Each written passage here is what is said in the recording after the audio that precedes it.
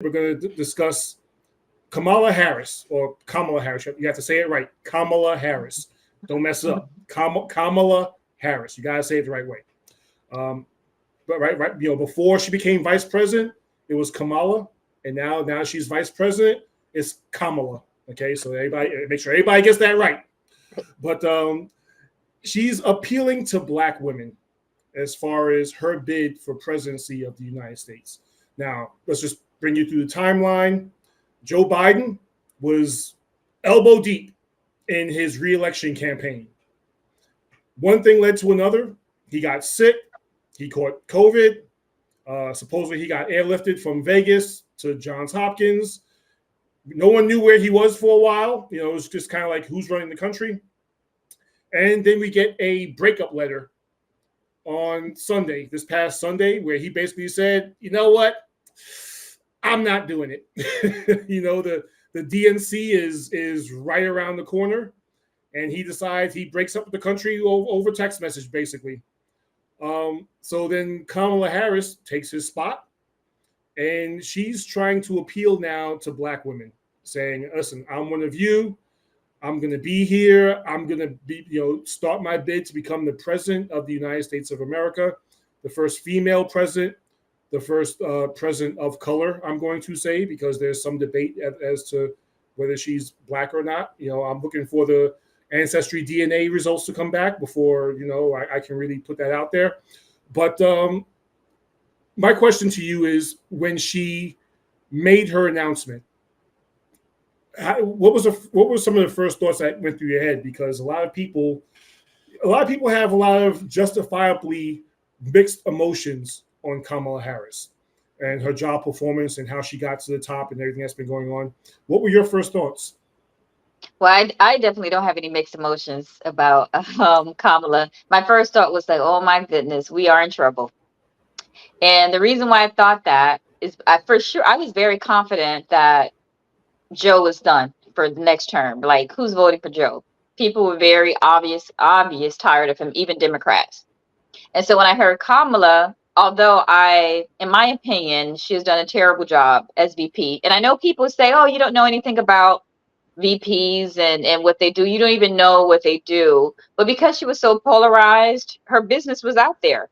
And her biggest job was to handle the board, and she didn't. And so I'm personally not a fan of Kamala.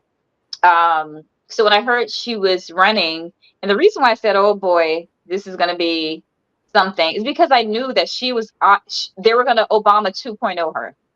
So she is going to be portrayed as the next hope, the next black hope, which she is. I mean, Obama's biracial too, so we can't, just discount that. But she very much identified as an Indian American when she ran for Senate.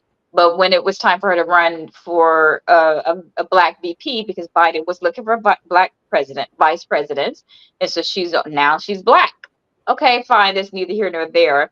But I knew that they were going to Obama 2.0 her, and this is serious. And I think that Republicans think that this is going to be a cakewalk. I don't think it is, even though she has been a part of a party in administration who was awful. And again, people who vote Democrats, a lot of them can tell you that this is awful. I have a lot of friends who are Democrat. I'm not one, but they were very unhappy with this current administration. But now that you put a black woman in the front, so now you got the Divine Nine. You have now all of a sudden black people are energized all of a sudden. And I remember specifically when she was VP, because I look at all the black media and the blogs, and everyone kept saying, where is Kamala? Where is she?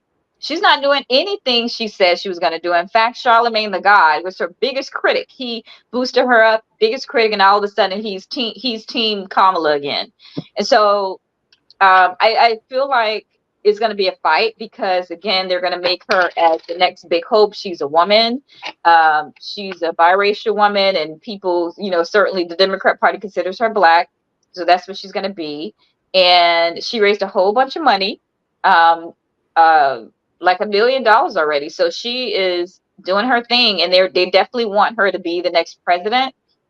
And I hear that the Asian Indians are on board now. They're creating a pack. And so this, I think, I'm serious. I heard this today. And so this is, and if they get white women in, we're in trouble.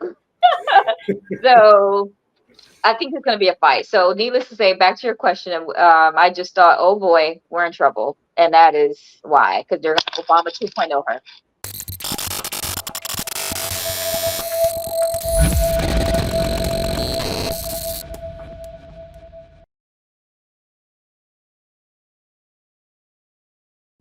Mike Lindell here, and like you, I see our country being destroyed daily.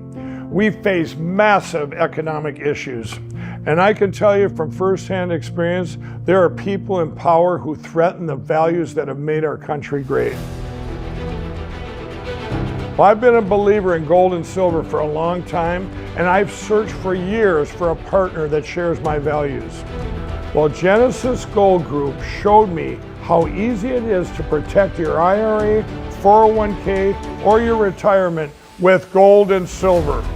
Their faith-driven approach to service and stewardship is one that stands out from the rest.